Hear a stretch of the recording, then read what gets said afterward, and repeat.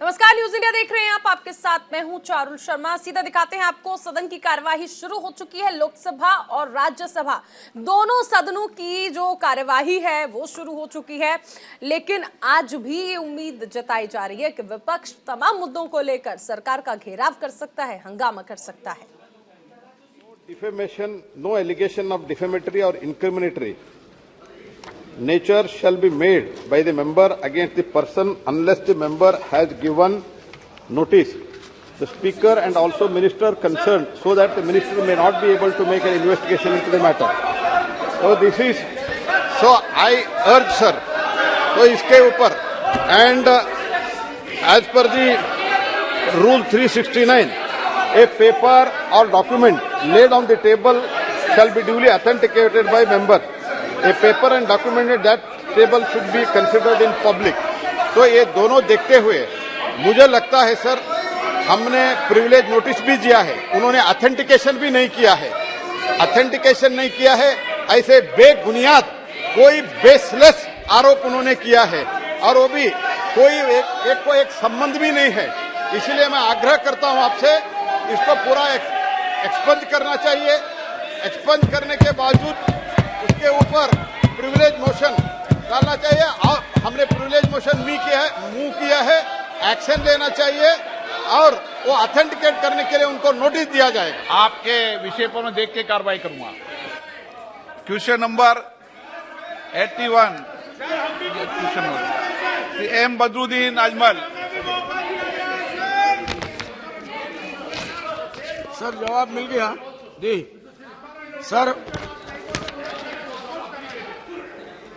Sir मेरा question ये है, सर मंत्री जी से मेरा क्वेश्चन है, अभी बातचीत भी हो गई। तो आसाम में हमारे टी गार्डन्स के लोगों के साथ बड़ा जुल्म हो रहा है सर। गवर्नमेंट ने वेजेस जो है 620 रुपया करके किया है। टी गार्डन के मालिक लोग 220 रुपया आज के जमाने में दे रहे हैं, जो एक आदमी का खर्चा किसी तरीके से पूरा नहीं हो सकता। उनके लिए हॉस्पिटल का इंतजाम नहीं है, ड्रिंकिंग वाटर का इंतजाम नहीं है, सैनिटेशन का इंतजाम नहीं है, घर रहने के लिए नहीं, झोपड़पट्टी के वो किस तरीके से रह रहे हैं सर, वो एक इंसान की सूरत में नहीं है। तो इसीलिए क्या सरकार, क्योंकि लोग जवाब दे देते हैं कि स्टेट गवर्नमेंट करेगी और सेंट्रल गवर्नमेंट ने इसको कह दिया तो स्टेट गवर्नमेंट करेगी, स्टेट गवर्नमेंट कुछ कर नहीं रही है।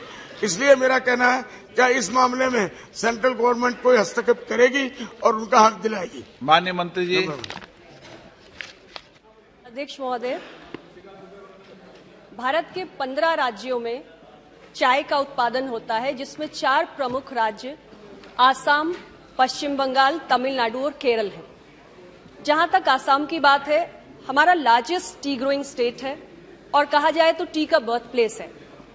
जो विषय माननीय सदस्य ने उठाया है, उसके संबंध में मैं आपके माध्यम से सदन को अवगत कराना चाहती हूं कि हमारे प्लांटेशन लेबर एक्ट के प्रोविजंस के तहत वर्कर्स के लिए, टी गार्डन वर्कर्स के लिए जिन सुविधाओं का आपने उल्लेख किया, चाहे वो मेडिकल की सुविधाएं हो, हाउसिंग हो, ड्रिंकिंग वाटर हो, ये सारी सुविधाएं प्लांटेशन लेबर एक्ट के तहत स्टेट गवर्नमेंट्स के द्वारा सुनिश्चित की जाती हैं।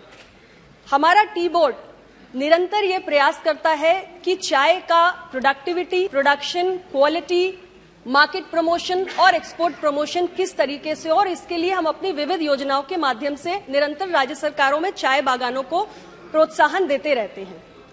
जो विषय वेजेस को लेकर आपने उठाया, उसके संबंध में भी मैं बताना चाहती हूं कि हमारे स्टेट गवर्नमेंट्स जहां तक वेजेस का, ग्रेचुइटी का, पीएफ का या जितने भी दूसरे स्टैट्यूटरी ड्यूज होते हैं, उनकी अदायगी का प्रश्न है, ये राज्य सरकारें देखती हैं। और इसके साथ साथ जो तमाम मैंने सुविधाएं बताई, उसे भी देखना राज्य सरकारों का काम होता है।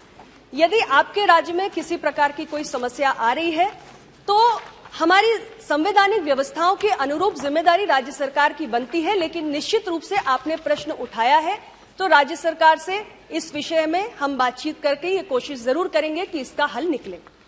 ऑनरेबल मेंबर, मुझे उम्मीद है कि जैसे सबके अच्छे दिन आ गए, मोदी जी के आने के बाद अच्छे दिन आने वाले थे, इन विचारों का भी कोई अच्छा दिन आ जाएगा सर। इसका जो है खासकर पीयूष गोयल जी।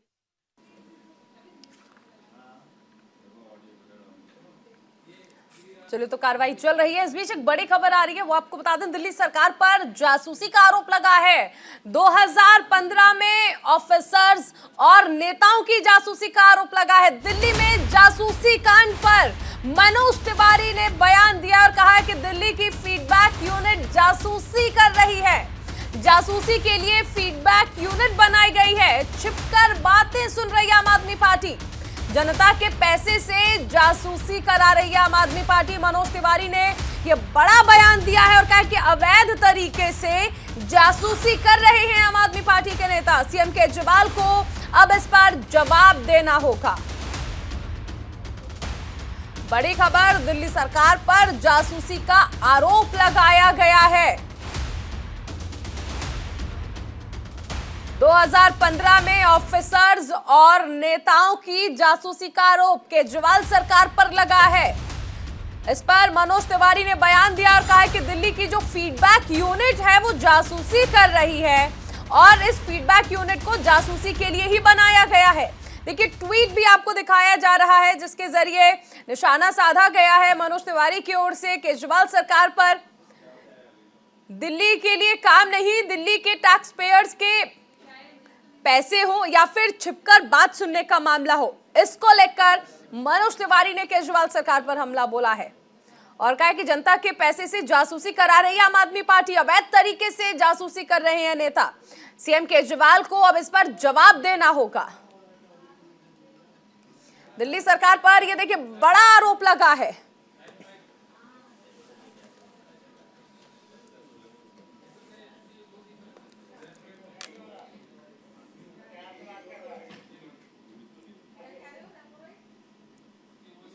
बड़ा आरोप है दिल्ली सरकार पर और मनोज तिवारी ने ट्वीट करके निशाना साधा और कहा है कि अब सीएम केजरीवाल को इस पर जवाब देना होगा।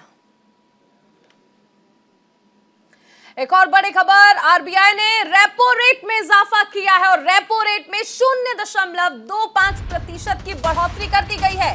रेपो रेट 6.25% से बढ़कर अब 6.50% कर दिया गया है। मई 2022 से पहले 4% था रेपो रेट।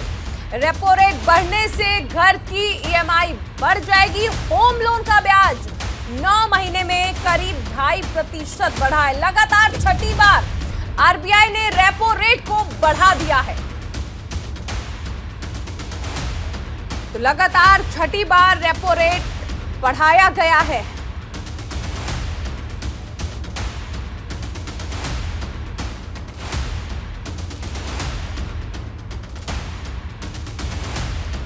तो बड़ी खबर, आरबीआई ने रेपो रेट में इजाफा किया है।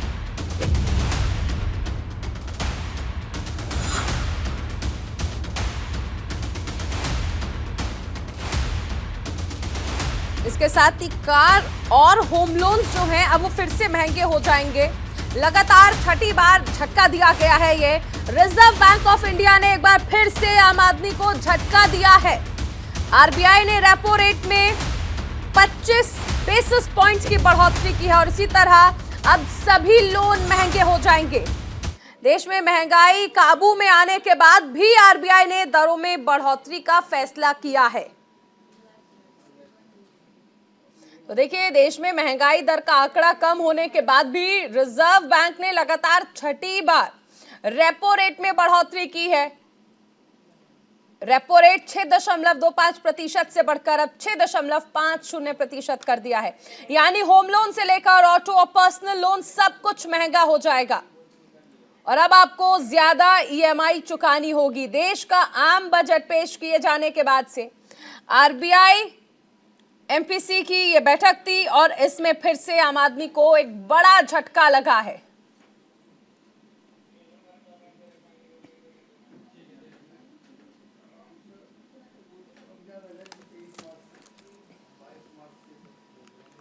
इस बीच एक और बड़ी खबर आपको बता दें, बीजेपी सांसद निशिकांत दुबे ने लोकसभा में नोटिस दिया है। राहुल गांधी के खिलाफ विशेष अधिकार हनन का नोटिस दिया गया है।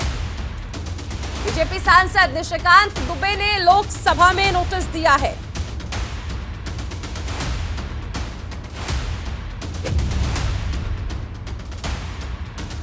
मोदी पर अपमानजनक बयान देने का आरोप लगाया गया है।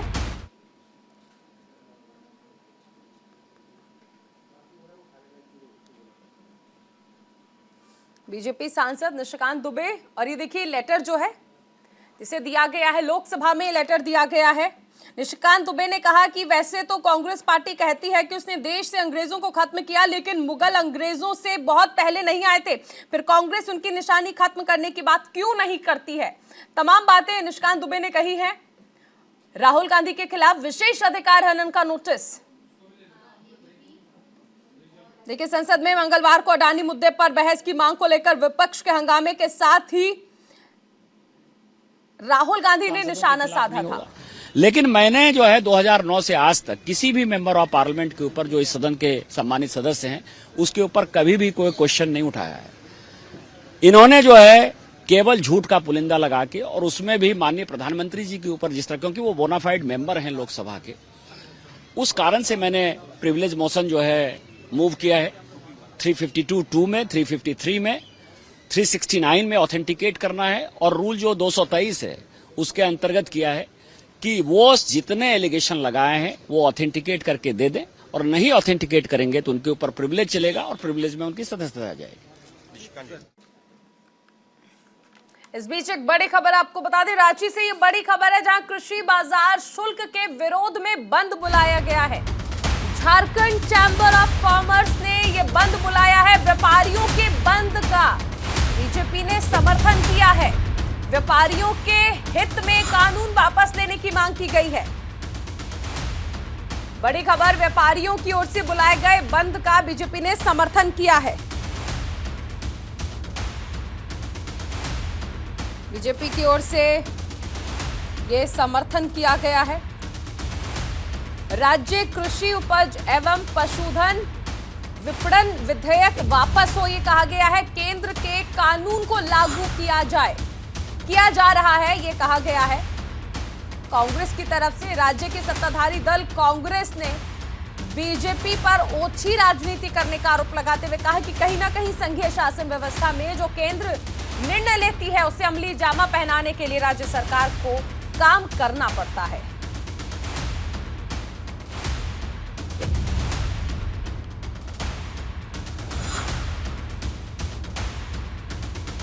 तो देखिए, व्यापारियों की ओर से जो बंद बुलाया गया है उसका बीजेपी ने समर्थन किया। ऐसे में कांग्रेस का कहना है कि बीजेपी ओछी राजनीति कर रही है।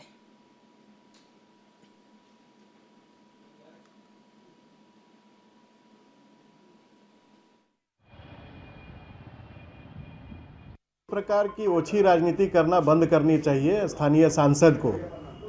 देखिए, जिस विषय को लेकर के बाजार शुल्क लगाने का निर्णय लिया गया है, कहीं ना कहीं संघीय शासन व्यवस्था में केंद्र सरकार जो निर्णय लेती है उसको अमली जामा पहनाने के लिए राज्य सरकार को काम करना पड़ता है। और संजय सेठ जी को ये पता होना चाहिए कि माननीय प्रधानमंत्री के स्तर से या जो तोमर साहब हैं उनके स्तर से लगातार राज्य सरकार को, मुख्यमंत्री को, कृषि मंत्री को इस आशय का पत्र लिखा जा रहा है। इस बीच एक और बड़ी खबर, दिल्ली में उत्पाद शुल्क नीति से जुड़ी ये बड़ी खबर है, जहां पर सीबीआई ने हैदराबाद के चार्टेड अकाउंटेंट को गिरफ्तार कर लिया है। चार्टेड अकाउंटेंट बुची बाबू गोरंटला को गिरफ्तार किया गया है। आबकारी नीति के निर्माण पर गलत लाभ पहुंचाने का आरोप लगा है। दिल्ली उत्पाद शुल्क नीति मामले में सीबीआई ने दिल्ली आबकारी नीति के निर्माण और कथित भूमिका और हैदराबाद स्थित थोक, खुदरा लाइसेंसधारियों और उनके लाभार्थियों मालिकों को गलत लाभ पहुंचाने के आरोप में हैदराबाद स्थित चार्टेड अकाउंटेंट बुची बाबू गोरंटाला को गिरफ्तार किया गया है।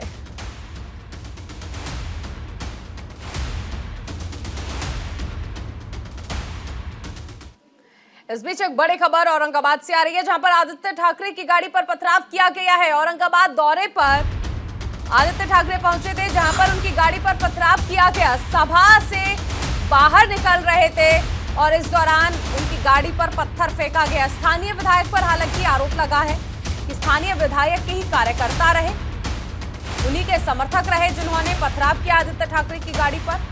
उद्धव गुट के विधायक अंबादास दानवे ने आरोप लगाया है कि स्थानीय विधायक की ही मिली भगत रही, जिसके बाद आदित्य ठाकरे की गाड़ी पर ही पथराव किया गया।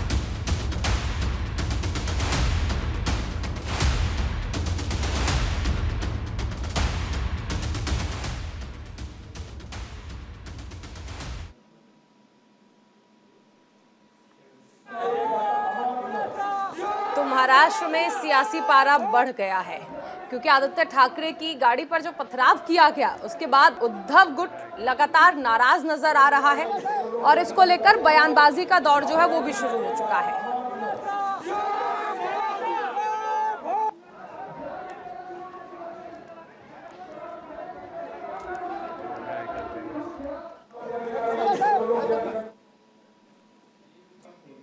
और इसी के साथ इस बुलेटिन में फिलहाल इतना ही। आप बने रहिए न्यूज़ इंडिया के साथ।